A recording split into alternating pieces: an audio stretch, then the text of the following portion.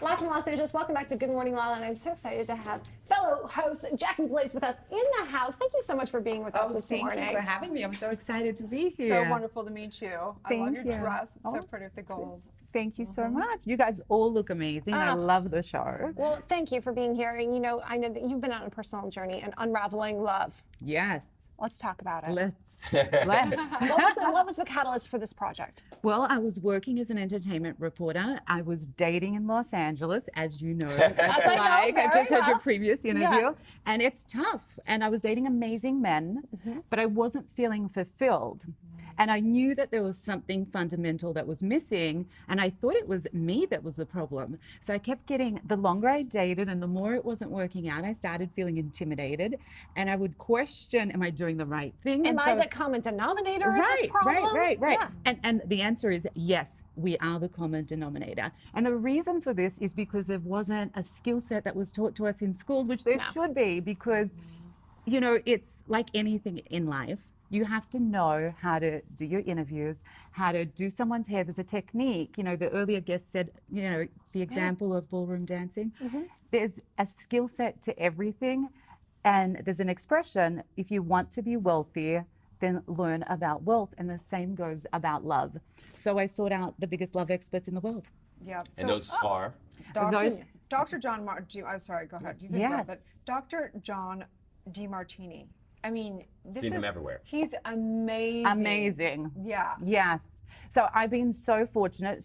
And what we found, and this is the most amazing part about the project, was that coincidentally, we came up with 2 men and 2 women, and together they each covered, and this wasn't me being an amazing journalist, it was the universal God, whatever you want to call it, they each specialize on a different aspect of love. And together we covered everything and came up with a very simple and easy to follow skill set. So it's a 4-part series, and that's it. You get all the tools in the 4-part series. So we cover everything with starting with Robert Greene on the art of seduction, which covers, to really know your character. That way you can be playful in a relationship. And dating 3 people is the way to go if you're stuck. Because then, and Dr. Pat Allen calls it Judy dating. We discuss communication She's with hilarious. her. She is so funny. I spoke with her before in Orange County, and she is a riot. She's a riot about speaking because she bags on herself the whole time, which is the most genius thing ever. It is. And I had seen her before, way before I even considered doing these interviews, and it was hard for me to understand some of the things she taught. So I really got in there and kind of broke it down. It was she was probably the most tough interview that I've actually had, but she really kind of gets it out of you. Jacquie, I'm wondering, what did you learn about yourself in that interview? Oh my gosh, so much. First of all, that I was clueless and that I needed this skill set more than anybody. But the thing that I probably took away the most, the biggest lesson and challenge that I had, was learning my self-worth. And I really gained that out of this. And that's something that is priceless and that nobody can ever take away from you. And no matter what you've been through, whether it's a divorce or a breakup, or you're really struggling because the absence of love is being in fear, which is a horrible place to be. No one can take away the self-worth that you find. And with this skill set, you won't ever get stuck again. You'll continue to be able to work it out. And it's just, I really, believe in couples being able to work it out. You mentioned earlier that, sex is on the decline, and it shouldn't be. And I'm all about love, so I'm not about sex, but sex is such an important part of any relationship.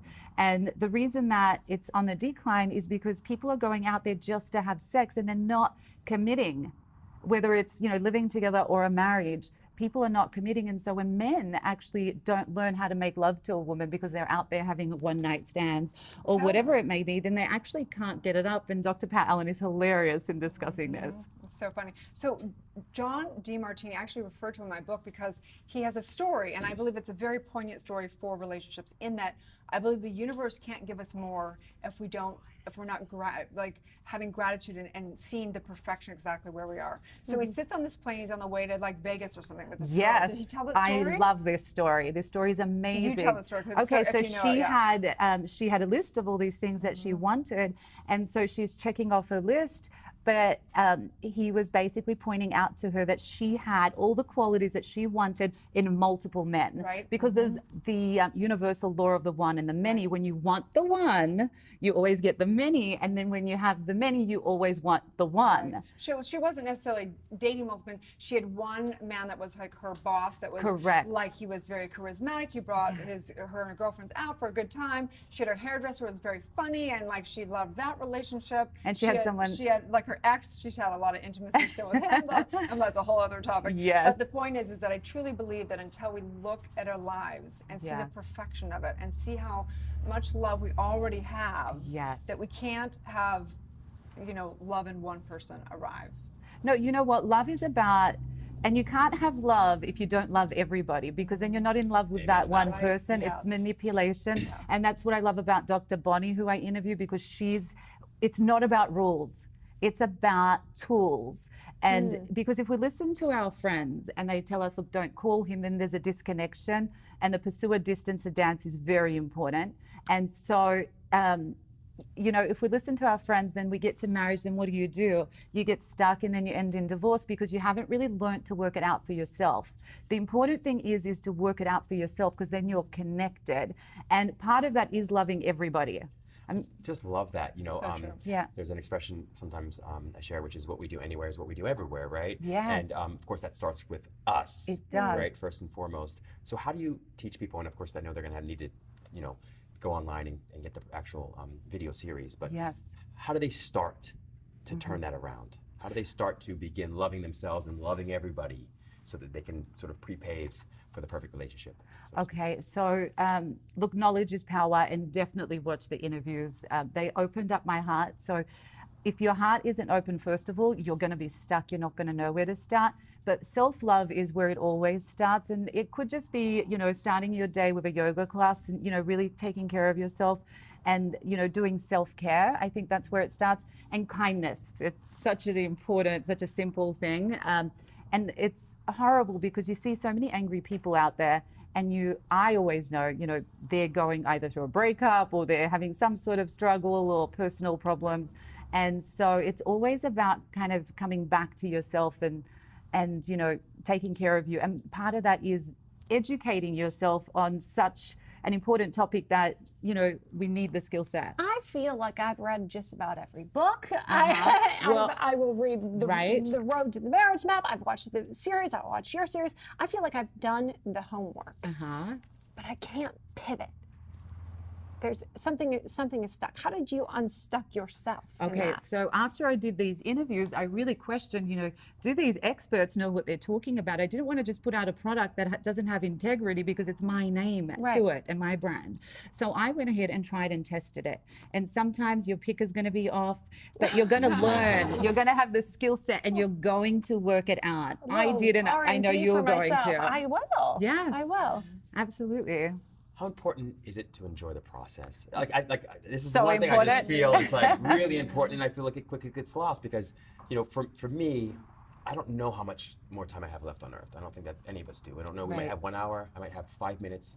I might have 5 years. I might have 50 years. Yes. And I want to make the absolute greatest contribution to my life and the people in my life and the people in the world as I possibly can. Yes. And for me, that means enjoying it as deeply, as fully as possible, and sharing that with everyone else. Right? How do you get people to focus there? Because I think so many of us are focused like, well, if I do this right now and I do it right for the next 5 years, I'll be married eventually. And I think that's problematic. It is problematic because what you're doing is you're putting so much pressure on yourself and the other person, and you're really missing out on all the fun. A relationship needs to and should be fun. And the way to actually do that is to really know your character. And I'm excited in Robert Greene's interview that we actually explore different character types. And he basically refers to it as the victim, which initially in the interview, and you'll see if you haven't watched it yet, and all our audience will see that I'm like, well, I don't like that word, but it's a great way of describing it because, picking the right person, someone who's, lighthearted and fun, should be like the number one thing. It is an interview process in the beginning because the first phase of any relationship is always perfect. So it's always going to be fun. But then after that, you see the next 3 months from month 3 to 6 is imperfect. So you get to see the horrible side. And if you don't make it fun, us women like to sit there and analyze and overthink stuff. And guys really pick up on that anxiety, and it just takes away the fun of it. And it really needs to have lots of fun in there, because otherwise it turns into being a toxic relationship. And every relationship has 3 marriages in it. And I find if you just go out there for the purpose of getting married, you're going to get married. And then what happens? You don't know what to do in the relationship after you get married. You could have kids, and then after the kids are done, that's the 2nd marriage. And then it could end there. And then when the kids leave home, it's the 3rd marriage. And a divorce can happen there. See, I'm all about love. I'm about, you know, keeping couples together and making it the goal to keep pushing Cupid's arrow through, because relationships are about opening up wounds and healing those wounds, because then we get to a deeper love. We do much better in life. It can do, but that's why we need, and that's why we have the skill set to wear velvet gloves, because sometimes us women, because we have a big corpus callosum, can mush up all this messages that we get from our partner, and suddenly we're like, you went out and cheated, and the guy's like, not done that, you know. And it's really about communicating and talking. And because we, in this 4-part series, we get different tools on seduction, and you can reseduce somebody, so you always go back to the beginning. So there's 0 reason why a marriage should ever lose its spark. And then we talk about how to speak in your partner's value system. And that always... Wait. How do you keep the spark again? I missed It's going back to the beginning. It's called a reseduction.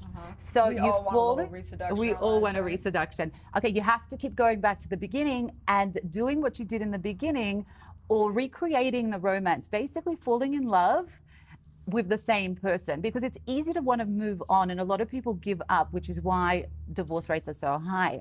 We want to give up when our hearts are pounding to stay, and what we need to do is to keep pushing Cupid's arrow through, have the skill set, go back and rewatch the videos. I watch my own videos and I keep getting new information out of it. So you can absolutely fall in love with the same person, because it sometimes feels easier to fall in love with someone new because there's a dopamine high, right.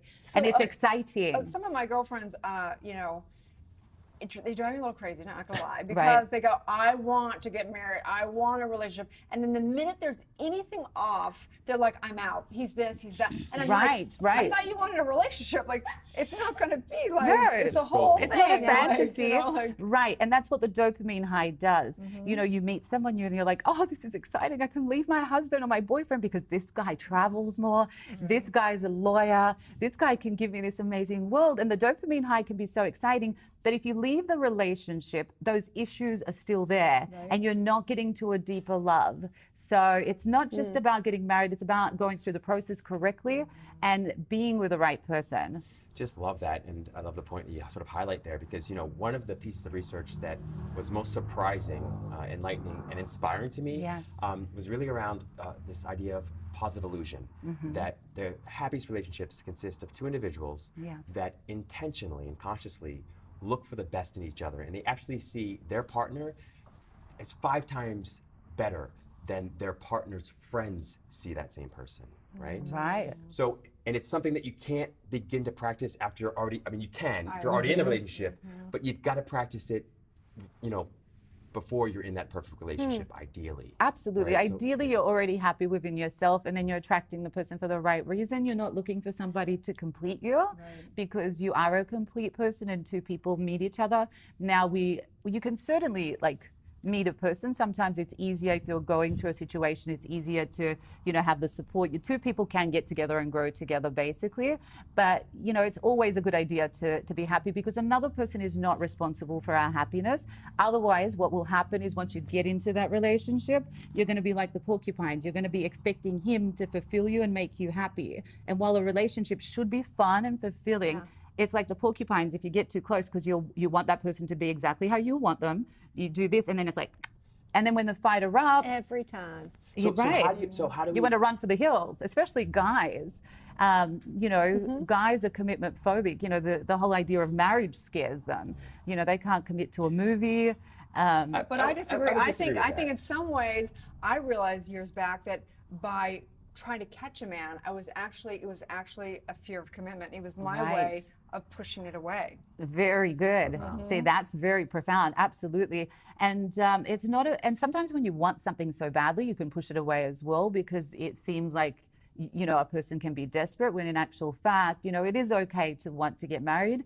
But it's also about recognizing that men and women are different. And while we women can know that we want to have kids and get married and we want that, traditional lifestyle, you can't meet a man and go, us women, we plan the wedding immediately. And men are like, they're just thinking about sex initially, and it's about, kind of keeping that balance and really having the skill set to know how to go through the process correctly and to do it all for the right reasons. But these are like kind of very stigmatic gender roles, and these are changing so dramatically. I know a lot of men that desperately want to meet the love of their life and get married, and I know a lot of women that don't want to get married, and vice versa. It's all over the board.